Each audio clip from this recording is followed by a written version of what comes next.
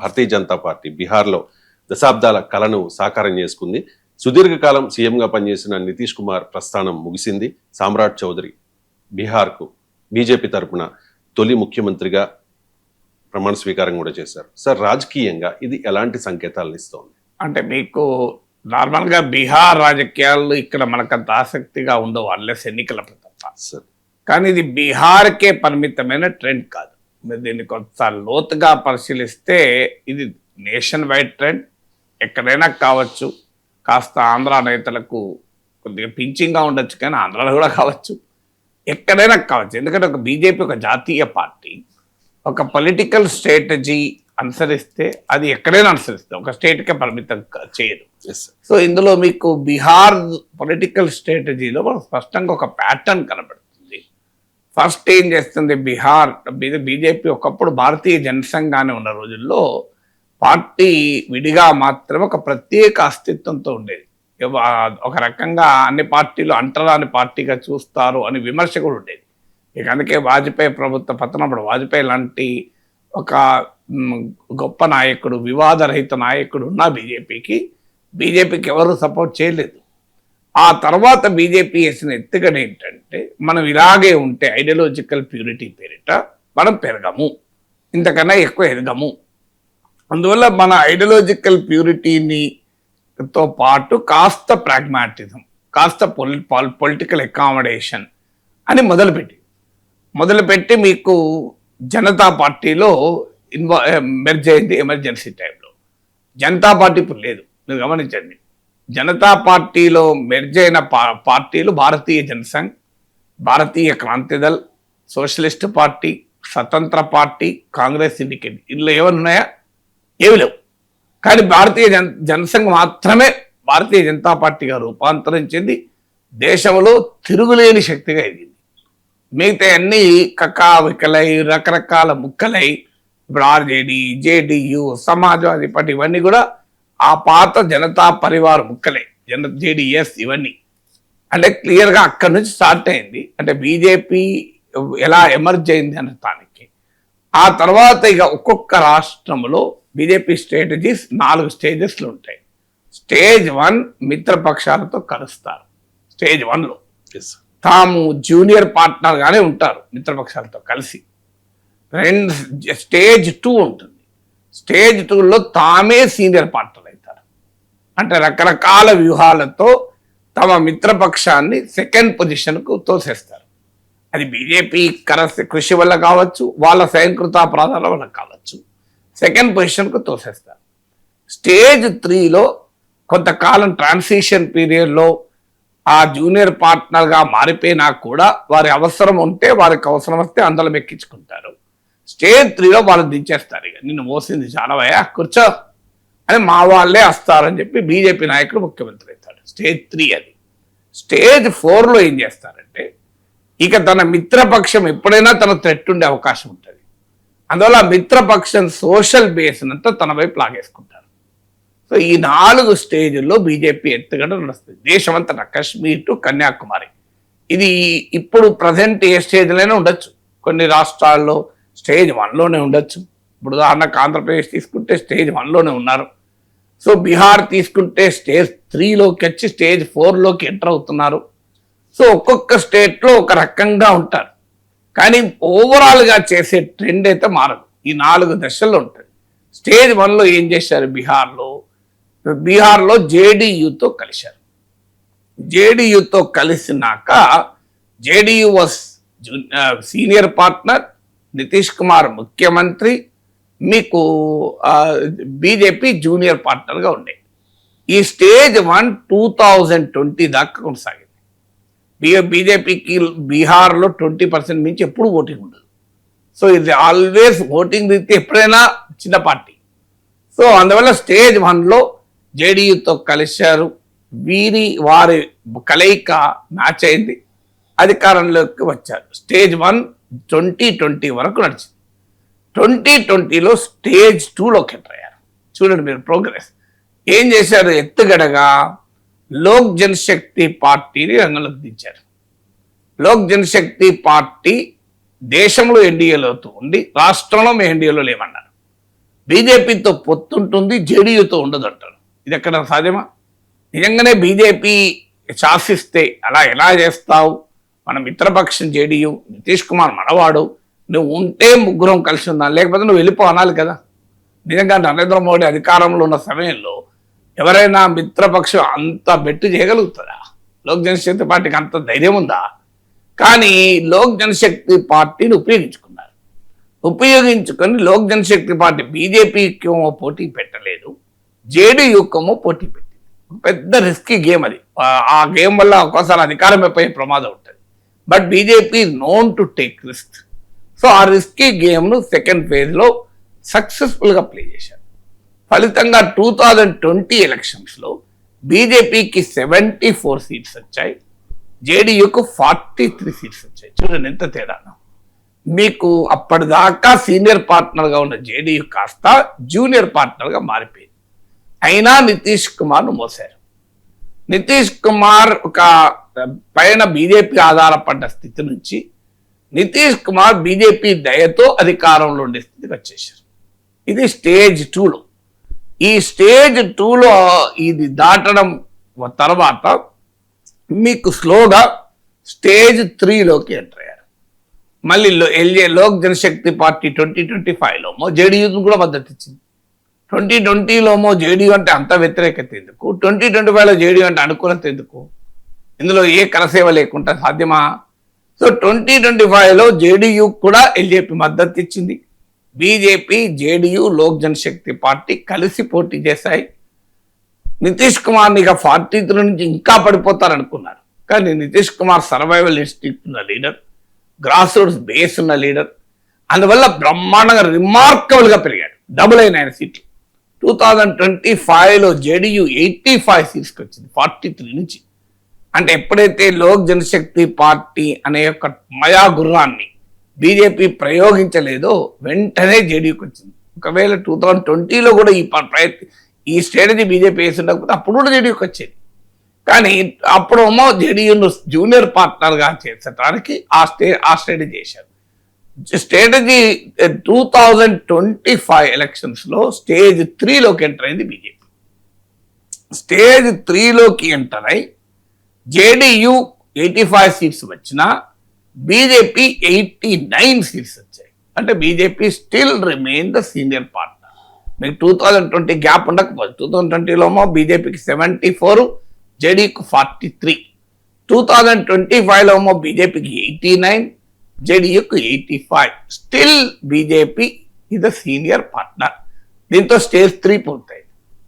ఇక transition start అయింది. Stage 4కు preparation మొదలైంది.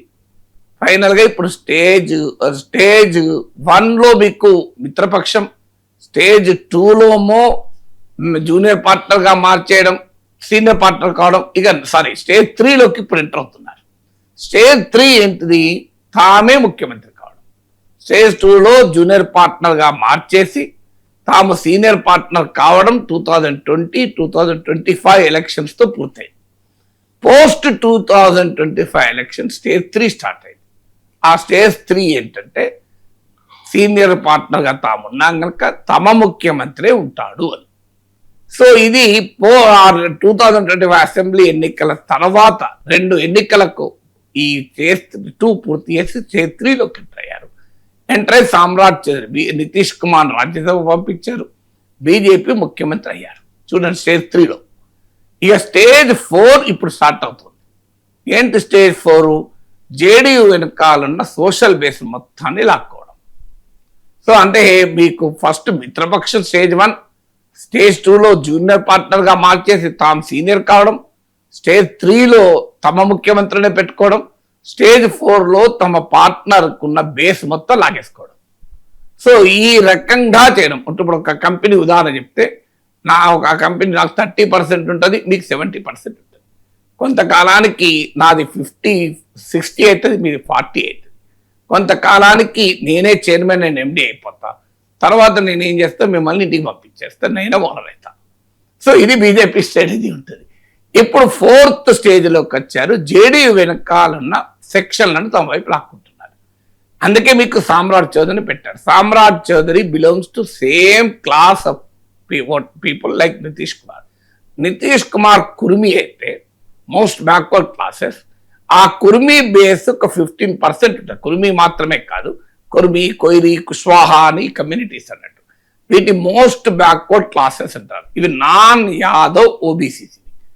సో మీకు ఆర్జేడీకి యాదవ్లు డామినేషన్ కనుక నాన్ యాదవ్ ఓబీసీస్ లో ఉన్న యాంటీ యాదవ్ సెంటిమెంట్, యాదవ్లకు 14% ఉంటే నాన్ యాదవ్ ఓబీసీస్ 35-36% ఉంటారు బీహార్లో. అందులో మోస్ట్ బ్యాక్వర్డ్ క్లాసెస్ గణనీయంగా ఉంటారు. ఆ కుర్మి, కొయిరి, కుష్వాహా అనే ఈ most backward classes Nitish Kumar కు సాలిడ్ ఫాలోయింగ్. ఆయన ఏ పార్టీ మారినా ముఖ్యమంత్రి కావటానికి అదే కారణం. సో ఆయనకు ఒక 15% ఓట్ బేస్ ఉంటుంది. ఇక దాన్ని ఎవడు ఏం చేయలేడు. ఎందుకంటే తను ఏళ్ల తరబడిగా కర్పూరి ఠాకూర్ లెగసీగా నిర్మించుకున్నటువంటి ఒక బలమైన ఓట్ బేస్. ఈవెన్ మహిళా ఓట్ బేస్ అయినా అటు ఇటు షిఫ్ట్ కావచ్చేమో, కానీ ఈ most backward MBC or extremely backward caste అంటారు ఈబీసీ అని. ఈ ఎక్స్ట్రీమ్లీ బ్యాక్వర్డ్ కాస్ట్ ఓటు బేస్ను అక్కడ బీహార్లో ఎక్స్ట్రీమ్లీ బ్యాక్వర్డ్ కాస్ట్ అంటారు ఈబీసీ, మన దగ్గర మోస్ట్ బ్యాక్వర్డ్ కాస్ట్ అంటారు ఎంబీసీ అని. సో ఆ మోస్ట్ ఎక్స్ట్రీమ్లీ బ్యాక్వర్డ్ కాస్ట్ ఒక సెక్షన్ నితీష్ కుమార్ యొక్క స్ట్రాంగ్ సోషల్ బేస్. ఇప్పుడు అక్కడ ఎక్కువ పెట్టారు కదా బాణం. ఎందుకంటే ఈ సామ్రాట్ చౌదరి కూడా కొయిరి అండ్ కుష్వాహా అంటే same social base of extremely backward cost which Nitish Kumar belongs to. ఇప్పుడు జేడీయూలో నితీష్ కుమార్ శకం ముగిసింది. నెక్స్ట్ జనరేషన్ లీడర్షిప్ ఎమర్జ్ కాలేదు. దాంతో నితీష్ కుమార్ వెనకాలన్న సామాజిక వర్గాలకు నాయకత్వం లేని పరిస్థితి వచ్చింది. ఎందువల్ల ఆ స్టేజ్ దాడిపోయింది.